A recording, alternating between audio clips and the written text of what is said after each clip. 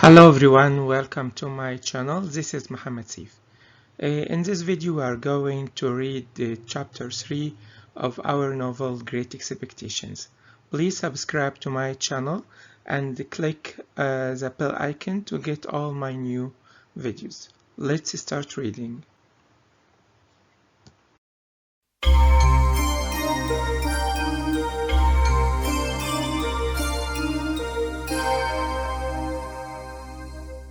Chapter 3 At Miss Havisham's.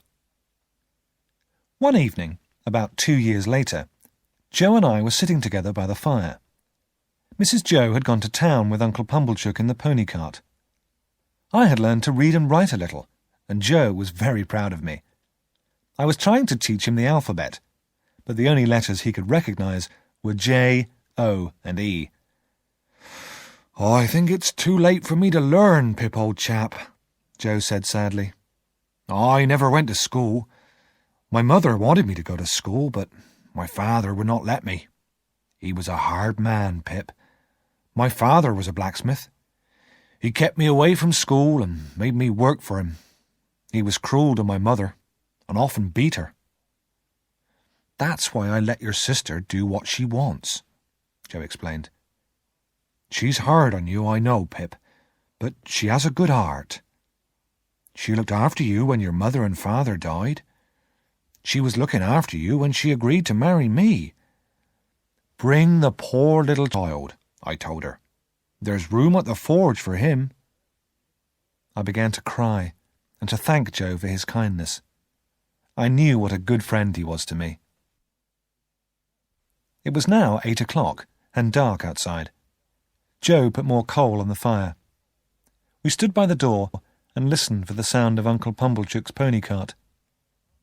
Not long afterwards, my sister and Uncle Pumblechook arrived.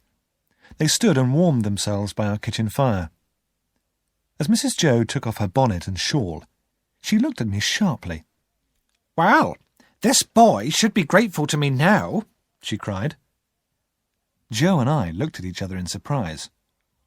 Quite right, Uncle Pumblechook replied. "He should be grateful for the opportunity she's given him." Joe and I were even more surprised. "Well, what are you staring at?" Mrs. Joe snapped. Her face was redder than ever with the cold. She was mentioned," Joe began politely. "Miss Havisham isn't a he, I suppose?" my sister answered sharply. "Miss Havisham who lives in town?" Joe asked in surprise. "How does Miss Havisham know Pip? She never leaves her house, does she?" "She doesn't know Pip, but she does know Uncle Pumblechook," Mrs. Joe explained impatiently. "She wants a boy to go to her house and play. Uncle Pumblechook kindly mentioned this boy here. So, he's going back to town with Uncle Pumblechook tonight, and tomorrow he'll play at Miss Havisham's, or I'll play with him." Without another word, Mrs. Joe grabbed hold of me with her bony hands. She washed and scrubbed me until I could hardly breathe. Then I was dressed in my best clothes and given to Uncle Pumblechook. "Goodbye, Joe," I cried, as I was pushed out of the door by Mrs. Joe. "Goodbye, and God bless you, Pip, old chap," Joe answered. In a moment, I was sitting in Uncle Pumblechook's pony cart, and we were on our way to town. At 10 o'clock the next morning, Uncle Pumblechook drove me to Satis house, where Miss Havisham lived. The house was very big and gloomy. The tall iron gates in front of the house were locked. Uncle Pumblechook rang the bell, and we waited. In a few minutes, a beautifully dressed girl came across the paved courtyard towards us. She was very pretty, and she looked very proud. "What name?" the girl asked. "Pumblechook, and this is Pip," Uncle Pumblechook answered politely. "This is Pip, is it?" the girl said, looking at me scornfully. "Come in, Pip." The girl was carrying a large bunch of keys. She unlocked the gate with one of them and held the gate open. I went in and Uncle Pumblechook started to follow. But the girl stopped him. "Do you wish to see Miss Havisham?" she asked. "If Miss Havisham wishes to see me—" Uncle Pumblechook began. "But she doesn't," the girl said sharply. "Come along, boy." She locked the gate and led me across the courtyard. It was clean, but grass grew between the stones, as though no one ever walked there. I saw now that the girl was about my age, but she was so beautiful and so proud that she seemed much older. The big front door had chains across it. We walked on to a side door, and the girl opened it. Inside the house, everything was dark. The curtains were drawn, and the shutters were closed on all the windows. The girl picked up a burning candle, and this was our only light. She led me along several dark passages and up a wide staircase. At last, we came to a door where the girl stopped. "Go in," she said. "After you, miss," I whispered politely. "Don't be silly. I'm not going in," the girl answered, and she walked away, taking the candle with her. Feeling very afraid, I knocked at the door. "Come in," a woman's voice said quietly. I opened the door slowly and went inside. I looked around me in the greatest surprise. The room was large and full of furniture, but heavy curtains shut out the daylight, and the room was lit only by candles.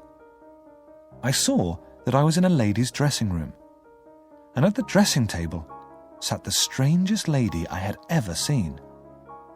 She was dressed richly in satin and lace clothes, and everything she wore was white. A long white wedding veil hung down from her head. I saw with surprise that the lady's hair was white too. She wore bright jewels, and there were other jewels lying on the table in front of her. One of her shoes lay on the floor. The other one was lying on the dressing table. Her elbow was on the dressing table, and she was resting her face on her hand. Trunks full of clothes were placed about the room. Each one contained many silk and satin dresses, but the dresses were faded and torn. And then I saw that everything that had once been white was now faded and yellow. The fair young bride was now an old woman whose skin was yellow and wrinkled. Only her dark eyes showed that she was alive. Then the lady moved, and those dark eyes stared at me. "Who is it?" she asked. "Pip, ma'am. Mr. Pumblechook's boy. I've come to play." "Come here. Let me look at you," the lady said. I moved nearer, but I was afraid to look at her. Then I saw that a watch on the dressing table had stopped at 20 to 9. "Are you afraid to look at me?" the lady asked me slowly. "Are you afraid to look at a woman who hasn't seen the sunshine since before you were born?" "Look here," Miss Havisham whispered, touching her heart. "My heart is broken. Broken! And I am so tired. But I thought I would like to see a child play. So play, boy, play!" I stood there, unable to move, not knowing what to do. "Call Estella," Miss Havisham said at last. "Go to the door and call her." I was afraid, but I had to do what she asked. So I opened the door. I called out several times. Then I saw the girl walking towards me, the candle in her hand. Miss Havisham smiled as the beautiful girl came into the room. She held a jewel against Estella's pretty brown hair. "My jewels will be yours one day," Miss Havisham said quietly. "Now I want you to play cards with this boy." "This boy? But he's so common," Estella exclaimed. "Look at his clothes. He's just a common working boy." Never mind, Miss Havisham whispered. You can break his heart, can't you? So, I played cards with Estella. When I made mistakes, she laughed at me, and so of course I made more. "What rough hands this boy has!" Estella exclaimed as I held the cards. "And what heavy boots he's wearing!" "Why don't you answer her, Pip?" Miss Havisham said at last. "She says cruel things about you. What do you think of her?" "I don't want to say," I replied. "Whisper to me," Miss Havisham said, bending down. "I think she is very proud," I said quietly. "Yes? And what else?" "I think she is very pretty," I went on. "Anything else?" "I think she is very rude. And please," I added, "I should like to go home now." "Finish your game of cards first," Miss Havisham said. When Estella had won the last game, she threw the cards down with a scornful smile. "Come here again in 6 days, Pip," Miss Havisham said as I was leaving. "Take him downstairs, Estella. Give him something to eat and drink before he goes." I followed Estella down the gloomy stairs and along the dark corridors. She opened the side door, and the bright daylight hurt my eyes and confused me.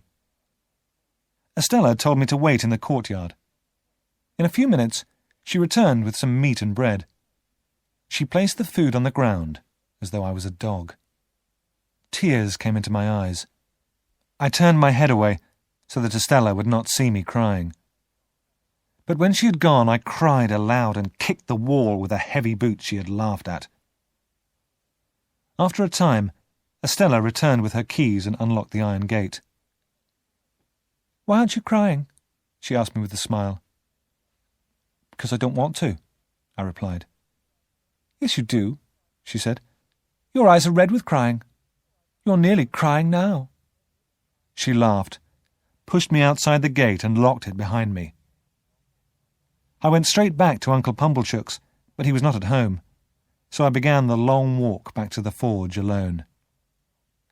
As I walked along, I thought about the strange things I had seen. I thought of Estella and her scorn. She had made me ashamed of my clothes, my boots, and most of all, myself. I wished I had never seen her. But then I remembered how beautiful she was.